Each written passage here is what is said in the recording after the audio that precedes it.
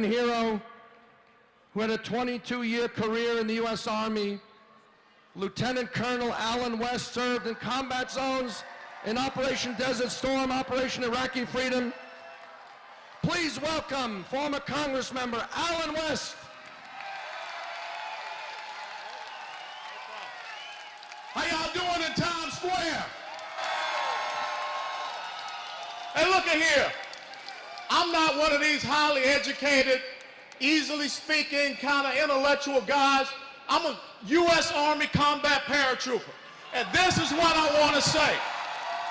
This is the simple message that we should be sending to Iran. When Iran stands up and they chant death to America, all we need to say is, you first.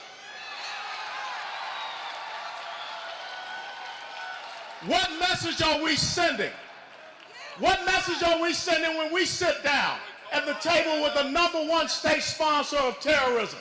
What message are we sending when we sit down with a country that is holding 4 Americans hostage?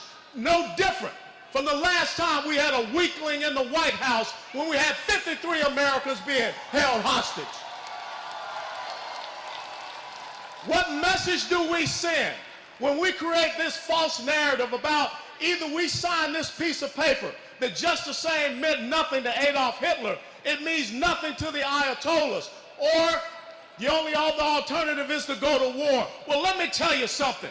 The United States of America is about victors. The United States of America is about champions. The United States of America does not surrender to a bunch of black-robed, crazed clerics that want to see us destroyed.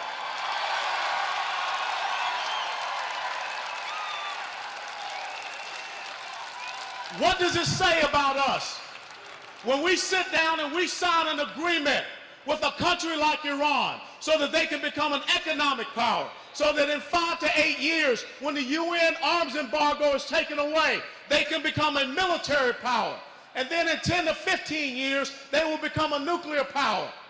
But yet we stand up and say we're going to cut our United States Army by 40,000. We have the smallest Marine Corps since World War I, the smallest Navy since 1917, the smallest and the oldest Air Force since we created the modern Air Force. What message does President Obama send to these people over in Iran? Is not the message that was sent to Britain 239 years ago at Lexington Green, when we fired the shot that was heard around the world.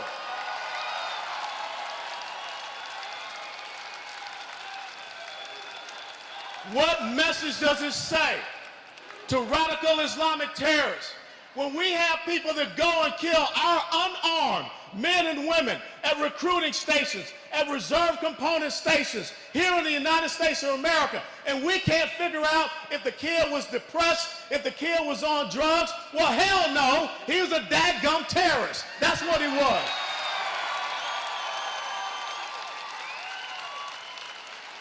Now, I got to tell you something. I got to hurry up and get off this stage because I got to go to a fundraiser and a Broadway show. What type of commander-in-chief do you have when Americans have lost their lives on our soil, and it's more important to come up here and take in a play than go to Chattanooga, Tennessee and lower the flag half-mast over the White House?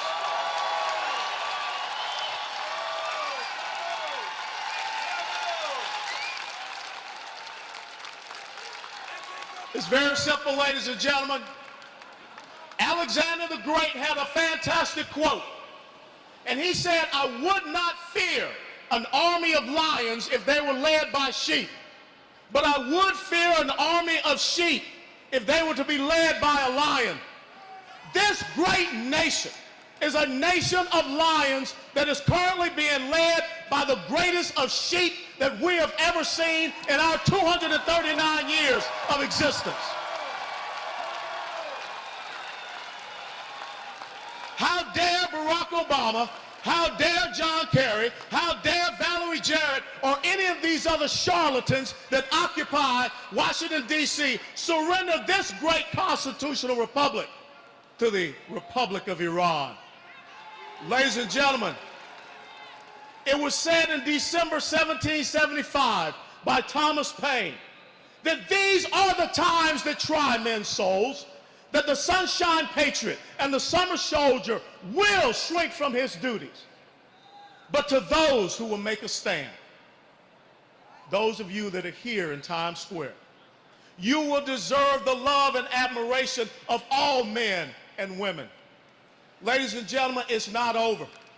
You being here sends a message that the United States of America, I don't care who is occupying the White House, we're not surrendering our liberty, our freedom, our way of life.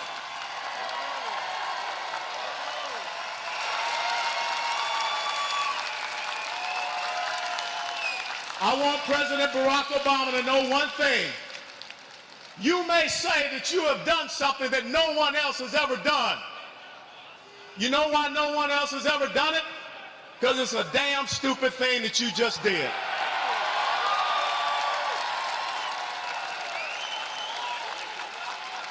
And if people are upset because of what I'm saying, I really don't care. Because I had a father that stood in World War II. I had an older brother that stood and was wounded at Quai Son. I gave 22 years of my life to make sure that that great beacon of liberty, freedom, and democracy continues to stand. And I have a nephew, I have friends that are still serving on the front lines. And my commitment is to the oath that I took on 31 July 1982 to support and defend the Constitution of the United States of America against all enemies, foreign and domestic, and to bear true faith and allegiance to the same. It's not to anybody's historic event. It's not for anyone to have some special exhibit in their presidential library. It's to make sure that the enemies of America and the enemies of Israel are crushed and brought to their knees. God bless you all. God bless America. God bless Israel. Thank you.